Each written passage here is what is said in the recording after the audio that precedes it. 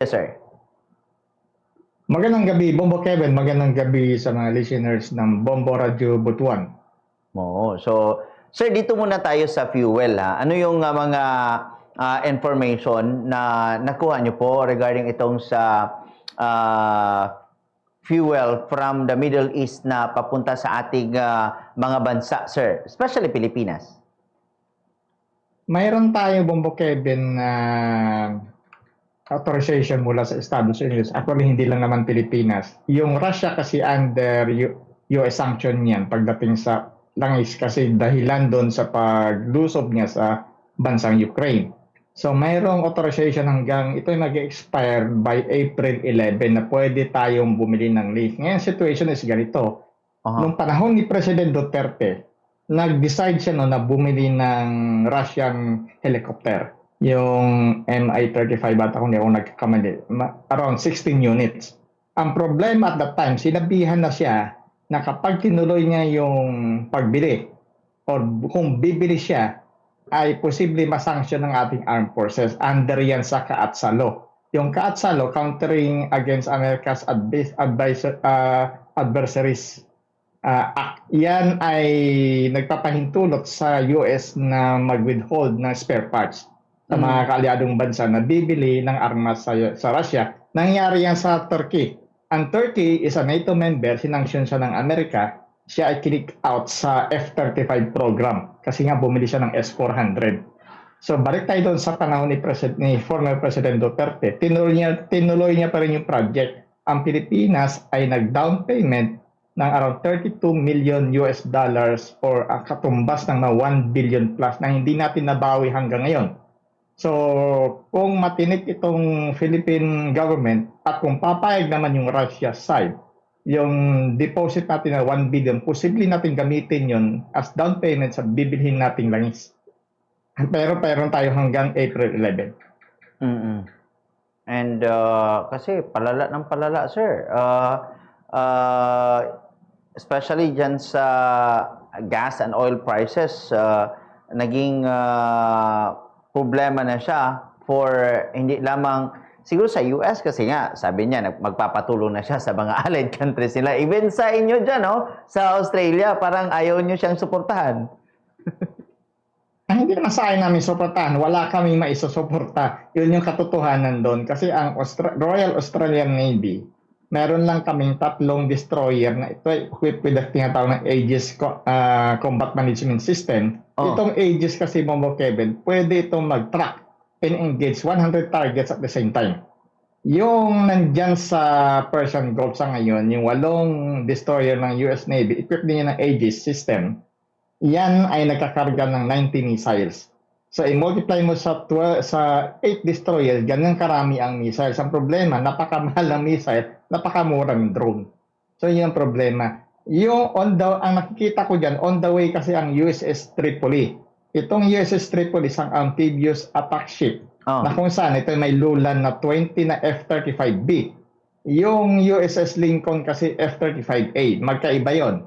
Yung Tripoli may kasamang 2,500 na Marines embark na kung saan pwede nilang kunin yung isla doon na nag-hold, Kard Island na nag-hold ng 90% ng Iranian oil. Kapag kinuha mo yon, putol ang Iranian economy. So yun ang nakikita ko. Pero kung paano nila kukunin, kasi lalaban naman talaga ang Iranian, so hindi natin alam. Katulad dito ngayon, papasok na balita na napatay ng Israel yung intelligence chief ng Iran. So talagang they're going after the leaders. Sir ba? Even Australia nga, no? Hindi makapunta doon. Nag-comment pa yung Philippines. Even the escort mission, hindi rin kaya doon, di ba? Ang Philippine Navy kasi, Bombo Kevin, ganito naman ang sitwasyon natin. May 4 tayong frigate. Ang problema sa Diego Silang, I think it's on its way from India and the Malabar is nasa Australia. Tapos yung 2 natitira dyan, hindi sila equipped sa ngayon ng vertical launching system na which is a type of missile na pwede ma-engage sa drone. Kasi nga, tinipid yung ating mga barko ng Kongreso. Oo. Sir, pwede bang ma-explain kung paano ginagamit na yon ng Iran ang control nito sa Strait bilang leverage sa international negotiations? Actually, hindi kontrolado din ng Iran Yeah. ang Strait of Hormuz. Malinaw yun. Ang nagko-control dyan yung takot. Yung takot na tamaan ng barko, which is possible. Yung mga insurer kasi, walang insurance company in the right mind na mag-take ng risk. Kung meron man, siguro hindi lang doble ang premium ng babayaran mong insurance. So, hindi siya worth. Dapat ganyan yung ibigay ni Trump dyan. Sila yung maraming negosyo si Trump. Siya yung maging insurer. Ang joke nga ngayon na nakita ko, Bombo Kevin, pero ako hindi yan joke, pero in a way, na si Trump lang doon nakalinis ng EDSA.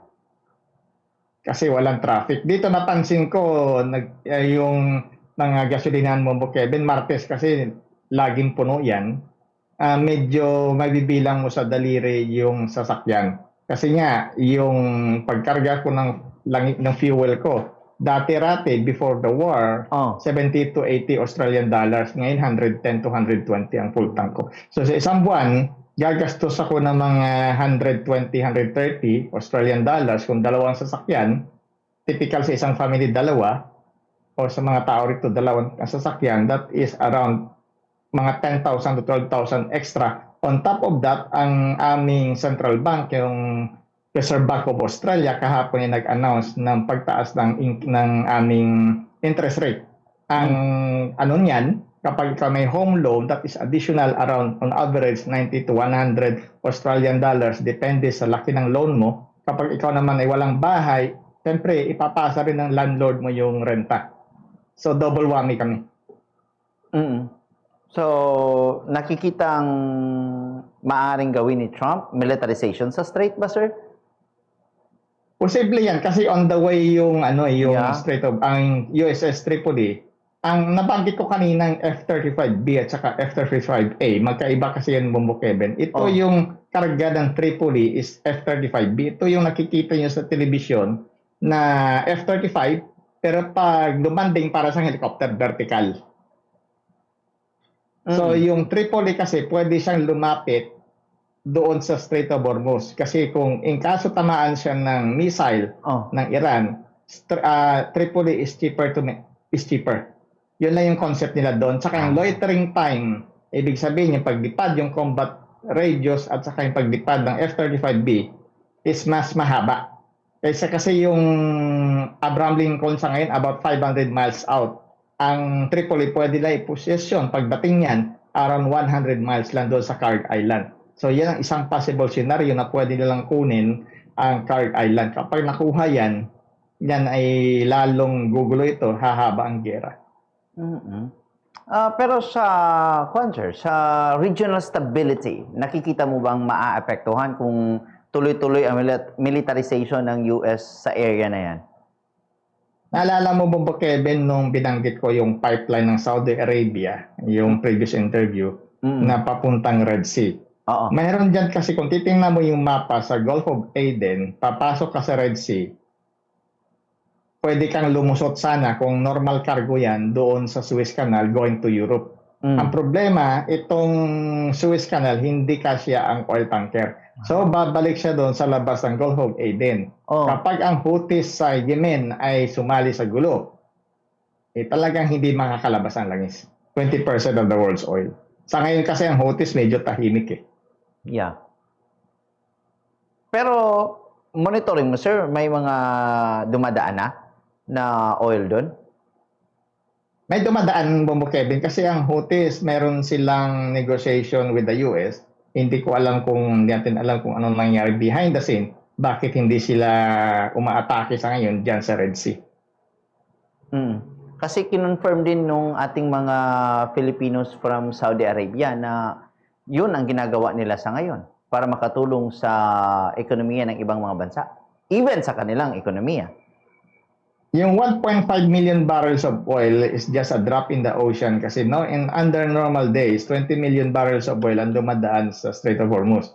Itong sa I'm talking about UAE, then sa Saudi is 7 million. So wala pa sa kalahati ng normal 20 million na bariles ng langis na dumadaan dyan sa Strait of Hormuz. So kulang pa rin. Yung nangyayari kasi ngayon mo, Kevin, yung ano yung oil kasi is very volatile. Konting galaw lang gera, ito mataas ang presyo. Dito sa Australia, literal na kanina, nagtawag ng National Cabinet ang aming Prime Minister. Ibig sabihin nun, kapag sinabi kasing National Cabinet, mayroong national emergency. Pangatlong beses pa lang, ito'y ginawa. Ang una ng World War II, pangalawa ng COVID, at pangatlo ito. Yung National Cabinet, yan ay magmi-meeting bawat minister ng bawat state. Ibig sabihin yung parang gobernador na magde-decide sila bukas kung anong gagawin. Ang ugong-ugong rito, posible kami magrelasyon. Mm. So, ano yan, sir? Meaning, kontrolado na yung ibibigay na fuel sa'yo? Possible. Hindi namin alam ang mechanism kung mangyayari, kung possible na mangyari, kaya lang wala pang confirmation na posible mangyari. Posible mangyari kasi nga, kung tutuloy itong gera, imagine mo meron kaming 400,000 barrels of oil production per day in Australia, but we are using 1.2 million. So negative kami. Samantala dyan sa Pilipinas, ang production ng langis napakaliit, around 500,000 barrels of oil a day lang. So dapat sa ngayon pa lang nagtitipid na kayo. Hindi na antayin nyo na talagang wala kayo mabilhan. Walang problema yung pambili mo, Kevin, kahit paano. Ang tao talagang bibili ng langis yan. Ang problema kung wala ka mabili. Sabi ng Pangulo, normal pa naman ang lahat. Yan ang laging sinasabi kahit sinong gobyerno ng Pilipinas, Kevin. Reactive lagi yan, regardless kung sino nakaupo. Para pakalmahin lang yung mga tao, sir, no? Pero iba talaga yung nararamdaman ng mga tao, sir. Hindi naman kasi pwede mo, Kevin, na sabihin ng Pangulo na nakukulan tayo ng list. Talagang panic buying ang mangyayari. So tama lang naman, although alam natin na iba yung sitwasyon, pero hindi niya pwede kasing sabihin yun . Hindi katulad ng ibang politiko na talagang they creating panic by their statement. Oo. So, pero itong sa oil niya nun, sir, kayo ganyan yung situation. Sa Pilipinas, sabi mo magtipid. Paano sir, yung suggestion? Halimbawa, yung daylight saving time, yung alas 5 ng madaling araw dyan, maliwanag na . So, yung alas 5, gawin mo siyang alas 6 ng umaga. So, dyan pa lang, makakatipid kayo ng fuel sa mga power plant. Yung mga 20, magagalit siguro at mga negosyante sa akin, kailang itong dapat nilang marinig. Masakit kasi katotohanan, Kevin, yung 24-hour convenience store, dapat bawasan nila ng few hours. Kasi we are in an emergency. Yung mga malls dapat magbukas ng late at magsara ng early. Dapat ang Pangulo mandate ito during an emergency. Tapos yung mga kotse, private vehicles, once a week, dapat hindi pwede gamitin based sa plaka, hindi lang sa EDSA. So yun ang aking mga suggestion. Parang sa COVID na time na parang numbering yung tao na or sa Manila, 'di ba, nag-code man sila numbering. Dapat ito lang yung lumabas ngayon para makatipid naman sa produktong petrolyo or sa enerhiya. Totoo yan. Si Congressman, wag mailala kasi marami siyang sasakyan. So safe siya. Ang maapektuhan dito yung mga kababayan natin na isa lang sasakyan. Si Congressman, meron siyang alternative. Maraming pwedeng gamitin. Even yung mga motor, kayang-kaya nila. Marami silang sasakyan, marami ding motor. Ganun na nga. Kaya lang, we are in an emergency. Talagang hindi lang ito national crisis, international crisis ito. Na kapag ang langis ay talagang, sabi nga nila, fuels everything. Pag walang langis, it stops everything. So talagang dapat magtipid. Okay. Sir, sa Iran, yung war na nangyayari sa ngayon, sa ilang araw na ang lumipas, parang ano sir, nakukontinue ba nila yung kanilang yung sa mga atake, nadidepensahan ba nila yung kanilang mga sarili sa ngayon, sir? Hindi. Nakakabawi sila sa mga ibang target. Kaya lang kung man for man, hindi talaga sila mananalo. Kasi ito ang difference ng Ukraine, Russia, and Iran-US war. Sa Ukraine and Iran, sa part kasi ng Ukraine, mayroon nagsusupply ng missiles. At saka ang Ukraine, kilala na manufacturer ng drone, hindi yun na-distract. Si Russia, design din, meron siyang factory. Si Iran, meron siyang supply, pero hindi yun infinite. Wala siyang factory na gumagana sa ngayon. So yun ang malaking difference. So kung gaano karami ang missile, only Iran knows. So, yan sir, tinatago sa ilalim ng lupa? Tinatago sa ilalim ng lupa. Yan kaya gumagamit ng bunker buster bomb ang US. Ito yung 15,000 pound na kapag ito'y hinulog, pag tumama ito sa building o sa lupa, ito'y parang barina. Hindi ito sumasabog on top. Talagang parang bumabarina ito doon sa sabog sa ilalim. Oh, yun yung mga gamit niya yun, sir. Yan ang gamit ngayon ng Amerika. Bihira nilang gamitin ito kasi tawag ito mother of all bombs. Kumbaga sa triangle dyan sa Pilipinas, yung may mga tawag kayo dyan sa tuwing New Year, yung pinakamalaking paputok siya, parang ganon. Yung sa last time parang narinig kita sir na you're talking na hindi lang itong sa air and ganyan yung mga airstrike yung ginagawa. There is a need for yung sa land talaga na mga Ito na strategy. Why sir? Ito na yung sinabi ko na nakaraan, on the way na yung USS Tripoli with 2,500 Marines embarked. Kailangan mo ng boots on the ground to secure yung Kharg Island. Kasi yung Kharg Islands is the economic lifeline ng Iran. Putulin mo yan, kahit sabihin ng Iran na pwedeng dumaan ng mga Chinese, Pakistan, Indian vessels dyan sa Strait of Hormuz, kapag nakontrol ng Amerika yan, wala silang langis na ma-supply sa mundo. So talagang kailangan nila kunin itong Kharg Island. Yan ang dahilan kung bakit ang USS Tripoli sa ngayon, based sa monitoring, ay talagang nasa top speed papunta dyan sa Middle East. At saka meron dyan nasa Malaysia ngayon yung dalawang littoral combat ship equipped with anti-mine measure na kumukuha ng supply ngayon dyan sa Malaysia. Babalik yan sa Persian Gulf. Pero sa ibang mga lugar, sir, wala ka pang nakikita na posibleng deployan ng US or even Israel na mga tropa? Ang nakikita ko dyan, mga special forces, Bombo Kevin. Hindi ito parang parang Iraq second. Kasi nga, mayroon na silang natutunan doon sa Iraq na naging quagmire na ala Vietnam. Ito ay madalian na gera. Ano kasi ng Amerika is madalian, pero Israel kasi nagsabi na as long as it takes. Pero ang Amerika walang stamina sa ganitong gera. And di ba yung sa ngayon may namatay na namang leader?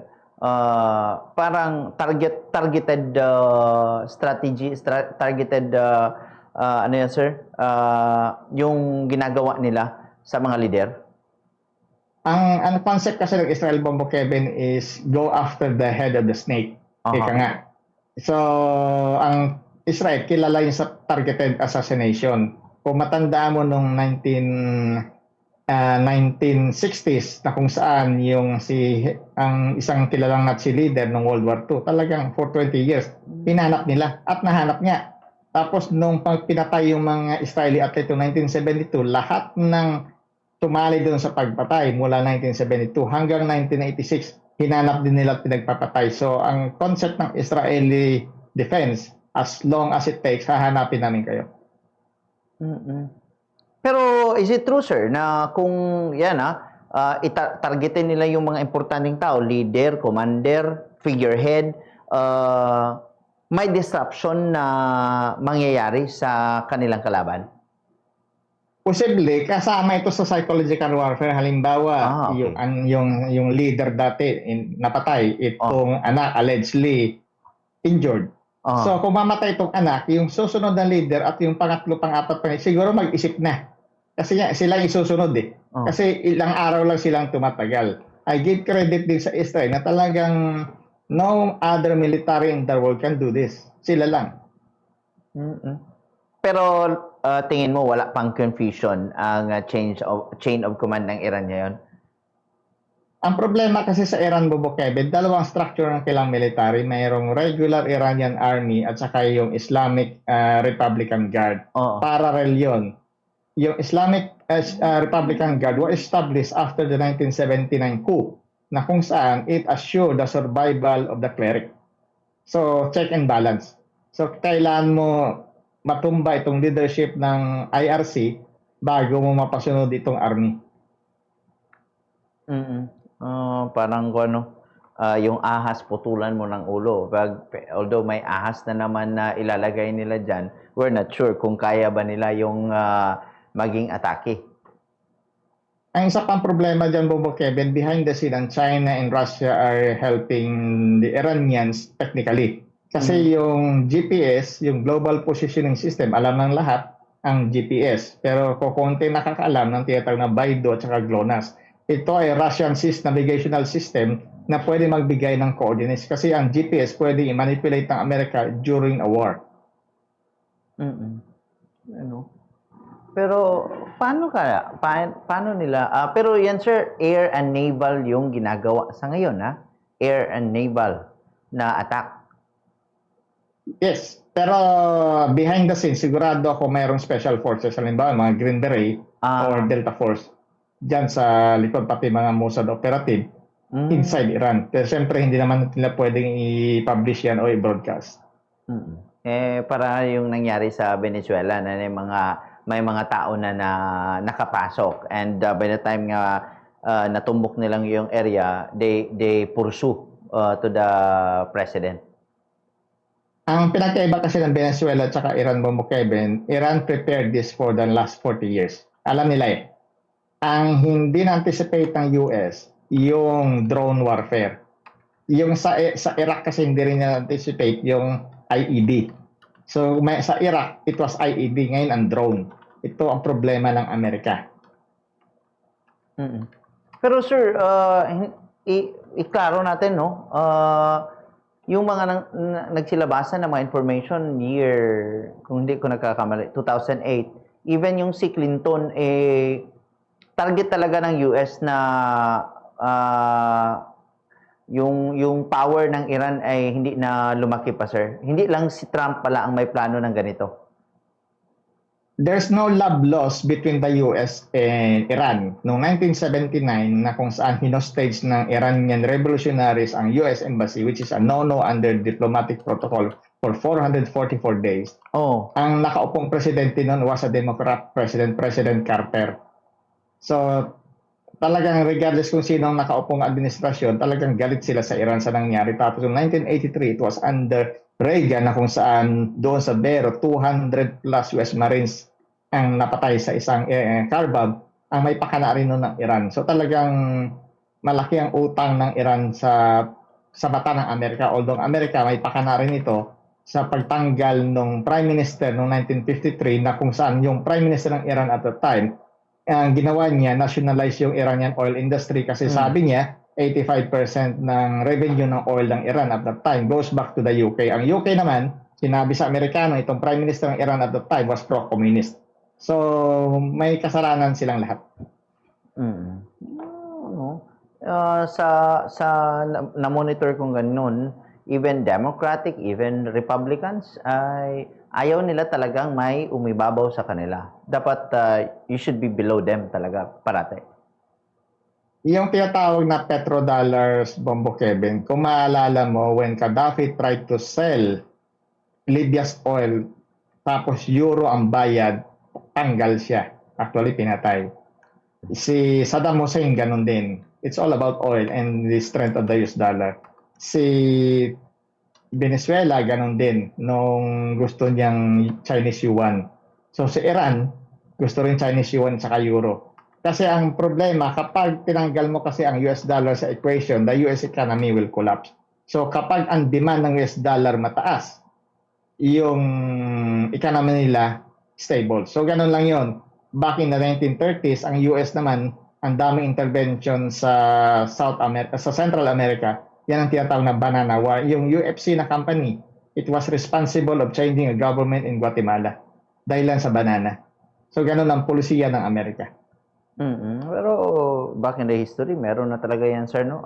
Dahil na rin sa mga crisis na nangyari noong 1970s ba yan, no, sir? Back in the, maski yung Panama Bombo Kevin, kailangan ng Amerika ng access sa, silang gumawa ng Panama Canal ng Amerika. Ang ginawa nila, iniwalay nila ang Panama sa Colombia. So, ganun lang yun. So, ganun ka. Ano, kaya tama din yung hinaing ng ibang tao dyan na kontra sa Amerika. Ang Amerika ay pakialamero. So, totoo yun. Sa akin, sir, pero itong tinitingnan ko, yung US, may mga special forces, di ba? Delta Force, Navy SEAL, Green Berets, Rangers nila. Israeli Special Forces, yung sa Yeret, Yes. Matkal, at yung 13 at Duvdivan. Parang sabi daw, sir, mga term, surgical mission. Kung sino lang yung gustong atakihin nila, yun lang yung target talaga nila.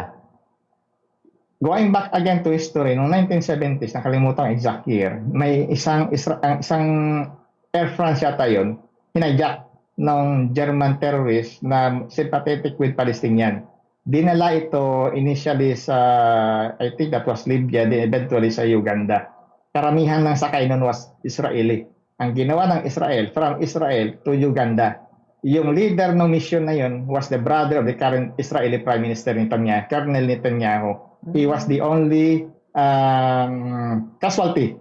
Napatay siya doon sa raid na yun. Entebbe raid, meron yung movie na ganun kagaling ang Israel pag tinawag ng surgical strike.